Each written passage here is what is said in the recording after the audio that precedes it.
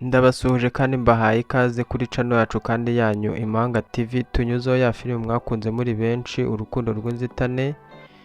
Ndagusabye niba uri mushya kuri iyi channel kanda subscribe unafungura inzogera kugira ngo ujye ubona notification ya filime mu ba mbere. Nkuko mubizi rero iyi ni ya channel yacu Impanga Films tunyuzaho ubusesenguzi kuri episode twabagejejeho. Tukaba tugiye gukora ubusesenguzi rero kuri episode ya 55 tureba uko yarangiye, ese yaba yararangiye neza cyangwa yarangiye nabi. Ibyo nibyo tugiye kurebera hamwe.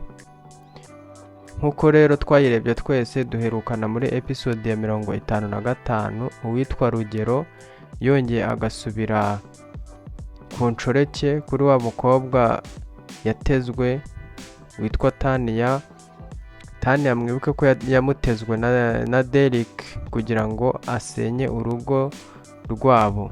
Ariko nubwo ura mukobwa ari kurusenya, mu imbere mu rugo hari umukecuru witwa Mukamusoni nawe utarumereye neza.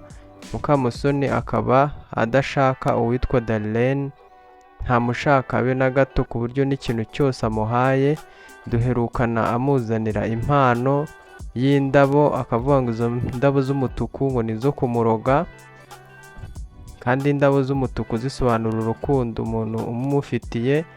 Ariko kubera ko umukecuru nyine ari byo yishyizemo, avuga ko Darlene ziriya ndabo z'umutuku ari izimwifuriza gupfa, ari izimwifuriza urupfu. Ese bakunzi ba Impanga TV na filime urukundo rw'inzitane, mubona bira bintu bikwiriye ku muntu mukuru nka Mukamusoni wakagombye kuba afasha urugo rw'umwana we gukomeza rugatera imbere aho kurusenya? Mutubwire muri comment, mukubere comment kugira ngo twumve uko mubyumva. None se Rugero we yakagombye gutererana Darlene mu gahinda, ahubwo agasubira muri inshoreke za zindi dogiteri yamubujije, akamubwira ati twibuke ko dogiteri yamubwiye ati va mu nshoreke ugende uhe umwanya umuryango wawe. Ariko Rugero cya gihe umuryango w'umukenereye si cyo ahubwo aba ahari, ahubwo nibwo aba yigendeye kwirebera uwo bita Tania, wa mukobwa yazaniwe na Derick, wamutumyeho Derick. Mutubwire muri comment uko mubyumva. Hariya kwa Derick nawe inzoga ziramwishe, ari gutuka umuhisi n'umugenzi, agatuka Rugero, agatuka Darlene, avuga ati wagicucu we, kubera iki wantwariye umutima, kubera iki wangize gutya, arabona ndi umuntu mubi ku buryo batankunda. Derick mumugiriye iyihe nama? Mwamugiriye iyihe nama ituma nyine asa nkaho yongeye akaba umuntu muzima, akava mu rukundo rudashoboka?